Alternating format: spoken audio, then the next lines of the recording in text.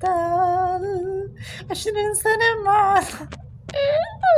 يا مامي لسه الحوثي نهايته راح تكون بشعة، نهايته راح تكون إجرام. يعني صراحة ما راح يدفنوه ولا راح يحرقوه، راح يقطعوه تقطيع ويرموا جثته في الأرض ويندعسوا عليه. إنسان زي ده، زي كيف إنك زي بتتبعوه، زي بتمشوا وراه، زي بتقاتلوه. كيف عايشين انتو؟ يعني هو ايه؟ هو بركة وكيف؟ وحي، كلامه وحي. يعني بتخبيه داخل، عملوا لك كهف في 7 أرض، بأي شوية وطلعوه الفضاء يهربوه، عملوا فيه مكوك فضائي ويرموه في الفضاء عشان ما يوصلوش، لا توصلها الأيدي ولا تراها العين. لك القايد المثالي للمصير القرآنية. والله بيخلوني اطلع، استغفر الله العظيم. فكرة كاننا بنشرب حاجة مقززة، انه ذكر انسان كده، كلب مجرم سفاح. يعني اذكر كلب، اتكلم عن كلب، حيوان اليف، حيوان للقيمة، الحيوان للقيمة، الكلب للقيمة، هو كلب للقيمة وللكرامة ولإحساس ولكل شيء، وله حقوق الرسمية والقانونية والاجتماعية، حقوق الحيوان. أما ده مجرم سفاح، لو حكموا عليه إعدام قليل، لازم إنه يتعذب زي ما تعذب الشعب اليمني، يذوق مرارة الموت، يذوق مرارة الموت، حتى إنه يعرف إنه كل يمني عانى وتعذب وتدمرت حياتهم وتشردوا وانسجنوا وحصل لهم بلاوي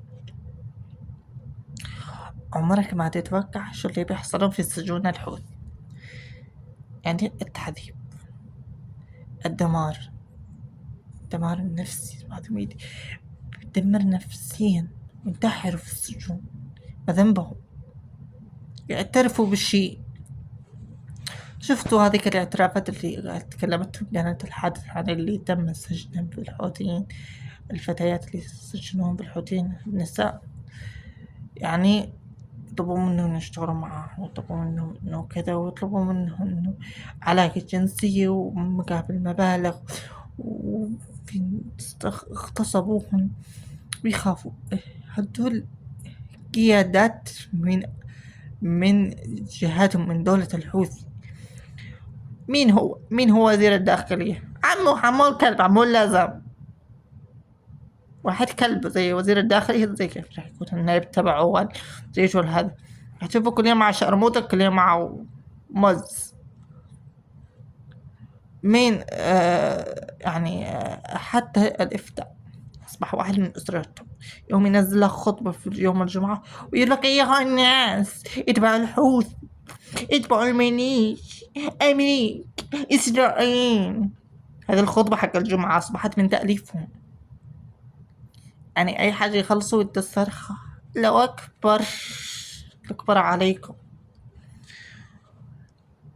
يعني أنا مش عارف كيف أقول فيهم، كلما شتمت، كلما سبيت، كلما قلت كلمة لسه قليل عليه. الشتم هو هذا يكون يشتم واحد يفهم الكلام، يفهم. حرر اليمن، يطلع منها. إلى متى راح أظل ماسك الكرسي؟ يمسك كرسي السلطة حتى يموت عليه، كن ذكرى قدام المجرم السفاح مرمي على الكرسي. هي مش دماء شريفة، دماء نجسة، دماء شخص نجس راح يموت على كرسي السلطة. خاصة القيادات السياسية تبع الحوثيين، مجرمين سفاحين،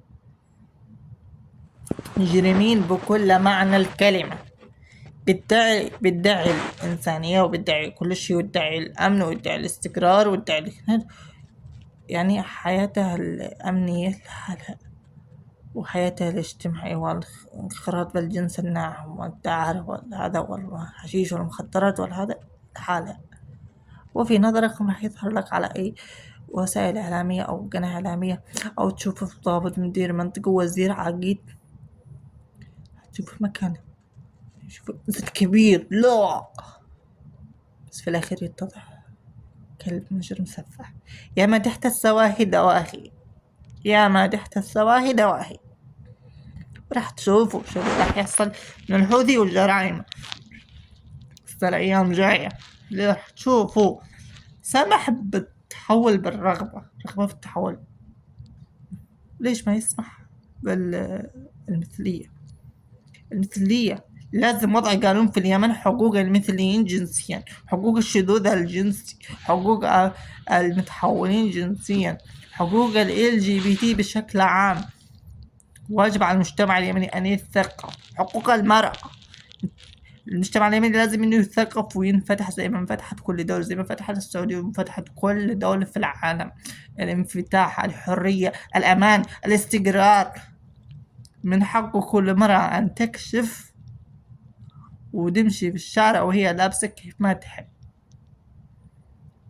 اللبس اللي بتلبسه بحسب ما بيقولوا اليمنيين تتزين تلبس قدام زوجها، بس من حقها انها تتزين تلبس تخرج الشارع، ما حدا يضايقها ولا حدا يتحرشها ولا حدا يقول لها حاجة. حرية. تروح وقت في الوقت اللي المترو. العلاقة الجنسية أي شخص، زواج مش زواج، عادي. بالتراضي خلاص، بالتراضي خلاص. طلب فلوس، عمل أي حاجة، هذا كلام تاني القانون. أما تراضي ولا مش بتراضي، تعال شوف سجن، موت، إعدام. الله يكفينا شر الحوت، إن شاء الله يتدمر، يموت موتة بشعة.